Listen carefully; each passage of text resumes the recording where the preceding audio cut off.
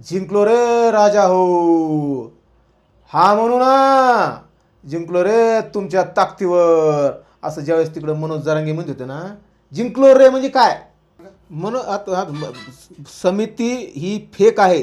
ज्या दिवशी मनोज जरांगे यांचं उपोषण सोडणं चालू होतं तिकडं, ते ज्यूस करस पिणं चालू होतं तिकडं, सारे मंत्री शिवेंद्रराजे भोसले साहेब आले होते, विखे पाटील होते, उदय सामंत होते, तिकडं चालू होतं की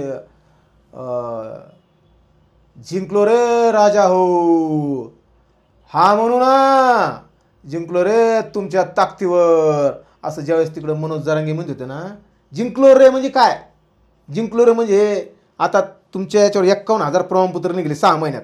हैदराबाद गॅझेट लागू झाल्यापासून, लागू नाही झालं म्हणता येणार त्याला, हैदराबाद गॅझेट जे GR निघाल्यापासून 51,000 प्रमाणपत्र निघाले, आणि ते 51,000 प्रमाणपत्रांचा हैदराबाद गॅझेटचा काही संबंध नाही, आणि त्या GRचाही काही संबंध नाही.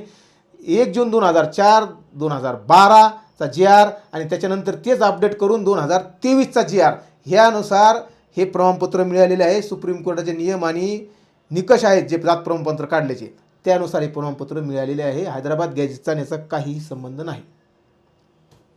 म्हणजे हे सगळे जे काय आहे ते जुन्या नोंदी आणि वंश 1967 पूर्वीच्या ज्या वंशावळी त्या. काय वाटतं आगामी काळात ह्या सगळ्या ज्या अपेक्षा घेतलेल्या आहेत किंवा अपेक्षा ठेवून मराठा समाजातले युवक, मराठा समाजातले बांधव हे खूप अपेक्षेने तुमच्या सगळ्यांकडे बघतात, तेवढंच विरोधकांकडेही बघतात आणि तेवढंच जरांगेंकडेही बघतात. हो हो, काय सांगा नाही बघत नाही ना, नाही बघत. समाजाला काय सांगा, समाज बघत नाही. शेवटच्या लाईन मध्ये एका लाईन मध्ये काय सांगा. समाज बघत नाही. समाज काय बघतो, माझे काही ऐकलं समजा उदाहरणार्थ फोन येतात, तू असं कसं काय बोलतो, आणि काही जर मुद्द्यानं बोललं तर मी मुद्द्यानंच उत्तर देतो, आणि काही ना मुद्द्यानं बोलायचा प्रयत्न केला तिकून जर मला अंदाज दिसतोय काय बोलतो म्हणून, ते जर शिवाय द्यायचा अंदाज दिसला त्याची एक शिवी नाही ऐकायच्या अगोदर मी 10 शिवाय देतो. म्हणजे माझ्याकडे ते बी आणि माझ्या सहकारी बी तसं तेच करतात ते. त्याच्यामुळं मुद्द्यानं बोललं ना तर आपण तयार आहे, पण ते मुद्द्यानं कसं आहे माहिती आहे का, काही काही तरुण एवढे हिप्नोटाईज झाले, आता ज्यांनी मला काळ लावलं त्यांनाच पस्तावा झालेला आहे. मग आता ते हळूहळू थोडं समाजाच्या लक्षात आलं आहे, जवळपास 80-85% समाजाच्या लक्षात येऊन गेले सर काय चालू आहे म्हणून. येतात तुम्हाला दिशाभूल हो येत. अशी एखादी मुलाखत झाली की फोन येतात. हो, आता आवटे पाटलाकडे मी एक मुलाखत दिली होती आपली दिगंबररावकडं शिवशाहीला, त्यावेळेस सुरू झाले ते फोन इकडून तिकडून तिकडून इकडून, माझ्याकडं आज बी रेकॉर्ड आहे पूर्ण ते. शिवीगाळ वगैरे होते. हो, पण काही ॲक्सेप्ट बी करतात, काही चांगले सुद्धा फोन येते मराठा समाजातल्या, काही जे सुशिक्षित तरुण EWS गेलेले की ज्यांना SABCचा फायदा होऊ राहिला, चटके बसले EWS गेल्यामुळे बऱ्याचशा तरुणांचं नुकसान झालंय. ते फोन करतात मला की तुम्ही बरोबर बोलले, योग्य बोलले, आज आम्हाला त्याचा लई मोठा फटका बसलेला आहे. म्हणजे ते असेही फोन येतात आणि असे येतात. समजा 100तून 10-20 फोन जर शिव्याचे येत असतील तर 80 फोन समर्थनाचे सुद्धा येते की तुम्ही बरोबर बोलू राहिले, तुम्ही समाजाला जागा करू राहिले, पवित्र काम करू राहिले, असे सुद्धा फोन येतात. काय सांगाल, एक भावनिक झालात तुम्ही. मला खरंच ह्या आजच्या इंटरव्ह्यूमधनं मलाही खूप सारं नवीन ऐकायला बघायला मिळालं. काय सांगाल समाजाप्रती तुमचं प्रेम जे आहे ते एका वाक्यात कसं व्यक्त करा. हे बघा, समाज हा भोळा भाबडा आहे, पण समाज हा लढाऊसुद्धा आहे. समाज हा क्षत्रिय आहे आणि मराठा समाज हा संयमीसुद्धा आहे. पण ह्या समाजाचा वापर मनोज जरांगे यांनी गुन्हेगारीकडे नेला, जे की 58 मोर्चामध्ये एकही गुन्हा दाखल नाही, गुन्हेगारीकडे वळवला, जे की मनोज जरांगेला साधा थेंबही लागलेला नाही, मनोज जरांगेवर एकही गंभीर गुन्हा नाही, त्यांच्या हातात हातकडी नाही, ते कुठे 4-5 दिवस जेलला राहिलेलं नाही. त्याच्यामुळं समाजानं ह्या गुन्हेगारी प्रवृत्तीपासून, म्हणजे जे स्वतः गुन्हेगार नाही पण प्रवृत्ती तयार करतात, ह्या अशा प्रवृत्तीपासून सावध व्हावं समाजाला एक विनंती करतो. आणि शेती प्रश्नाचा लढा उभा राहिला तर त्या लढ्यातून जर शेतीमालाला उत्पादन खर्चावर आधारित रास्त भाव मिळाला तर बेरोजगारीचे जवळपास 80-90% प्रश्न सुटणार आहे. आणि शहरीकरणाकडे जो निघालेला लोंढ आहे तो खेड्यात थांबून, पण आता शहरीकरणाकडे एवढा लोंढा वाढायला लागला की शेती तोट्यात आहे, शेती परवडणार, खर्च वाढला, उत्पादन खर्च वाढला, फवारणीचे, औषधाचे, बी बियाणाचे, तुमच्या वखरणीचे, नांगरणीचे, खुरपणीचे, हे एकंदरीत जे खर्च धरलेत ना तर शेती परवडणारच झाली. त्याच्यामुळं शेतकऱ्याच्या पोरानं शेती प्रश्नासाठी एकत्र या, कोणी लढा, कोणी नेता व्हा, पण शेती प्रश्नासाठी एकत्र या, असा माझा मराठा समाजाच्या व मराठेतर समाजाच्या तरुणांना विशेष करून विनंती आहे. तर मंडळी जय या शिवराय. ठिकाणी आपण थांबूयात. विदुरजी खूप खूप धन्यवाद तुमचे, आणि ह्या विस्तृत अशा आपल्या चर्चेबद्दल देखील खूप खूप धन्यवाद. थांबूयात इथे, भेटूया धन्यवाद. एका नवीन विषय. जय शिवराय. जय शिवराय. जय ज्योती, जय क्रांती. जय ज्योती, जय क्रांती. मला सांगा, आता सध्या पुतळ्यांवरनं जे काही राजकारण महाराष्ट्रामध्ये सुरू आहे हे, आणि याबद्दल तुमचं काय मत आहे? पुतळ्याबद्दल महाराष्ट्रामध्ये जे वाद निर्माण होत आहे मराठेतरांमध्ये, ही एक उदासीनता, म्हणजे एक सुन्न करणारी बाब आहे आणि शोकांतिकेची बाब आहे. आज छत्रपती शिवाजी महाराज असतील, डॉक्टर बाबासाहेब आंबेडकर असतील, महात्मा ज्योतिबा फुले असतील किंवा अहिल्यादेवी होळकर असतील, हे जेवढे महामानव आहेत, राजर्षी शाहू महाराज असतील, जेवढे हे महामानव आहेत, ह्या महामानवांच्या पुतळ्यावरून जर वाद होत असेल, त्यात विशेषतः छत्रपती शिवाजी महाराजांच्या पुतळ्यावरून जर स्मारकावरून जर वाद होत असेल, तर ही उदासीनता आहे, हे म्हणजे एक शोकांतिका आहे. आज शिवाजी महाराजांची जी प्रेरणा आहे ती अख्ख्या जगात घेतली जाते, अख्ख्या जगात. आणि जर छत्रपती शिवाजी महाराजांच्या महाराष्ट्रात, म्हणजे घरात महाराष्ट्र छत्रपती शिवाजी महाराजांचं घर आहे, आणि त्या घरातच जर पुतळ्यानं वाद होत असेल, तर ह्याच्या पुढची कोणती मोठी शोकांतिका नाही. कारण शिवाजी महाराजांची प्रेरणा ही जगात घेतली जाते आणि जगामध्ये मोठमोठाले प्रगत देश छत्रपती शिवाजी महाराजांची जयंत्या साजऱ्या करतात. पाकिस्तानमध्ये छत्रपती शिवाजी महाराजांच्या एका पाठ्यपुस्तकात एक धडा आहे त्याच्यामध्ये. पुन्हा अमेरिका आणि व्हिएतनामचं मला वाटतं 60च्या दशकात युद्ध चालू होतं, तर त्या युद्धामध्ये अमेरिकेसारखा बलाढ्य देश, एवढा बलाढ्य देश की जागतिक महासत्ता त्याच्याकडे अमेरिकेकडं, आणि आधुनिक शस्त्रास्त्र, आणि एक छोटंसं महाराष्ट्रापेक्षाही कमी लोकसंख्या असलेलं छोटंसं देश व्हिएतनामची आणि अमेरिकेची 10-20 वर्ष युद्ध चाललं, 2 दशक. आणि त्या 2 दशकामध्ये अमेरिकेला व्हिएतनामनं सळो की पळो करून सोडलं, की ज्या अमेरिकेला अख्खा जग घाबरतंय त्या अमेरिकेला सळो की पळो करून सोडलं. आणि आज जे चालू आहे ते तैलीय युद्ध आहे. त्याच्यामुळं हे आज जे अमेरिका बॅकफूट राहिली ती त्याचं कारण वेगळं आहे, पण हे समोरासमोरचं युद्ध ते. तर त्या अजगरासारख्या बलाढ्य जर देशाला कोणी हरलं असेल, तर छोट्याशा भूभाग असलेल्या व्हिएतनामनं अमेरिकेला हरवलं. आणि ते व्हिएतनामचे राष्ट्राध्यक्ष हो ची मिन्ह यांच्या आजही समाधीवर कोरलेले, की आम्ही अमेरिकेसारख्या आधुनिक शस्त्रास्त्र असलेल्या बलाढ्य अजगराला जर हरवलं असेल, सळो की पळू जर करून सोडलं असेल, तर ते छत्रपती शिवाजी महाराजांच्या ऐतिहासिक प्रेरणेमुळं आम्ही अमेरिकेला हरू शकलो. हे श्रेय छत्रपती शिवाजी महाराजांनाच जातं, असं व्हिएतनामचे राष्ट्राध्यक्ष हो ची मिन्ह यांच्या समाधीवर कोरलेलं आहे.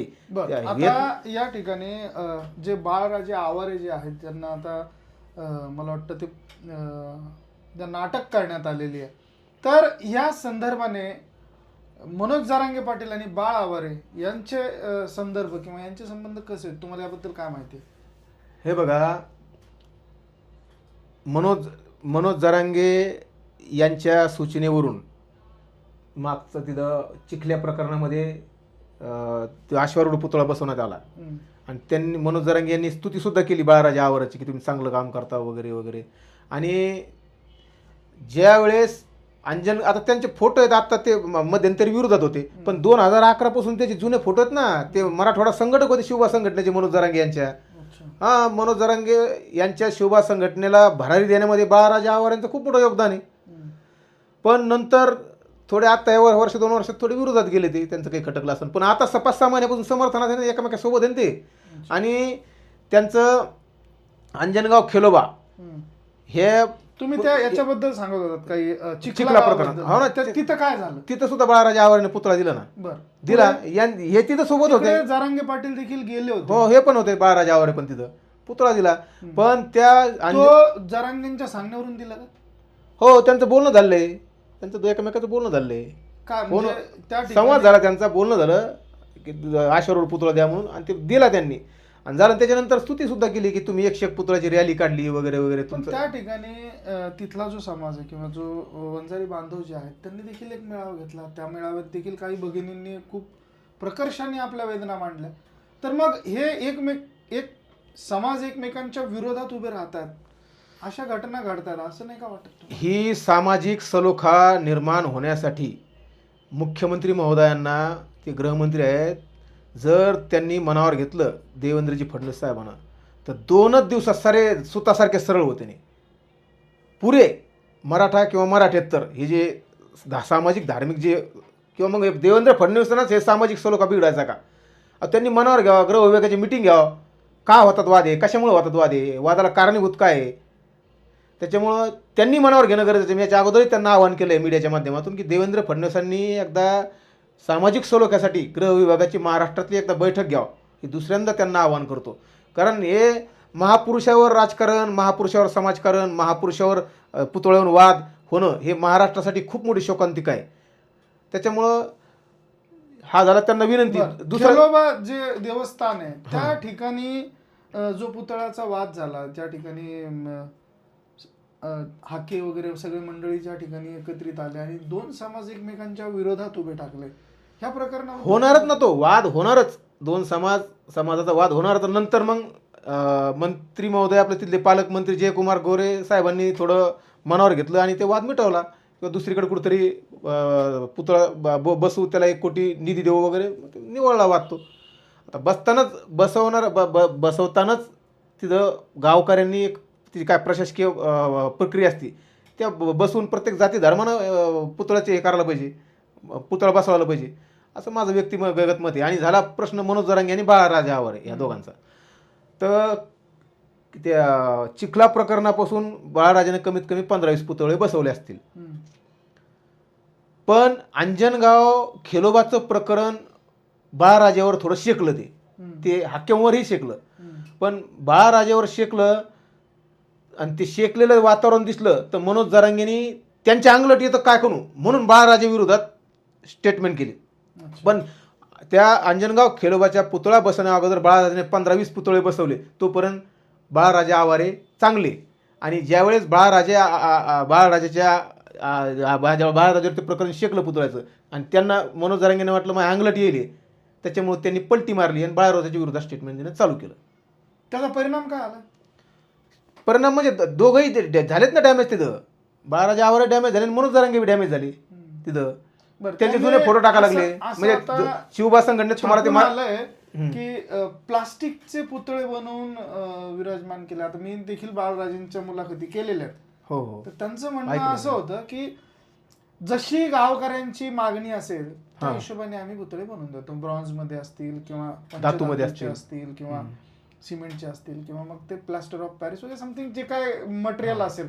आता सध्या जो काही वाद सुरू आहे की 35,000चा पुतळा 1.5 लाखांना गावकऱ्यांना विकला जातो, यामध्ये किती तथ्य वाटतं तुम्हाला? हे बघा, आता मला ती काही माहिती नाही. 35,000चा पुतळा का 1.5 लाखाचा पुतळा ते बसवत होते, हेच महत्वाचं आहे. पण शिवाजी महाराज म्हणणं होतं की गावकऱ्यांच्या मागणीनुसार आम्ही त्याचे पुतळे बनवून देत होतो, आपला कारखाना आहे, हे त्यांनी मुलाखतीत देखील जाहीर केलं होतं. म्हणजे त्यात वागवा असं काही नाही.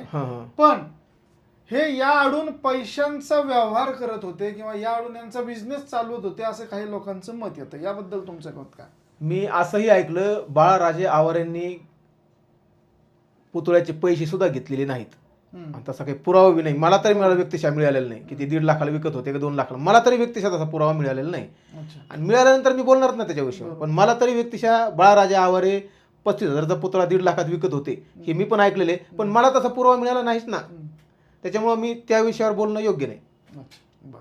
तर आता आगामी काळात ह्या पुतळ्यांवरनं जे काही राजकारण पेटवलं जाणार आहे किंवा पेटवलं जात आहे ते शांत होण्यासाठी काय सांगाल? ते शांत होण्यासाठी मुख्यमंत्री गृहमंत्री देवेंद्रजी फडणवीस यांनी एक कठोर आणि ठोस भूमिका घ्यावं की ह्या पुतळ्यावरून जर सामाजिक सलोखा बिघडत असेल तर त्यांनी याच्या अगोदर 2-3 वेळेस मी आवाहन केलं आहे मीडियाच्या माध्यमातून, पुन्हा तुमच्या मराठी एक्सप्रेसच्या माध्यमातून त्यांना विनंती करतो की देवेंद्र फडणवीस यांनी सामाजिक सलोख्यासाठी पुढाकार घ्यावा.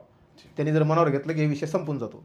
तुमचं मग जसं मत आलं की एका मिनिटात सुतासारखे सरळ होते, सरळ होतील, हां. सुतासारखे सरळ सुतासारखे सरळ, हां. जेणेकरून समाज हम्म. गुण्यागोविंदाने नांदेल. हां, हां. चला, धन्यवाद, थँक्यू.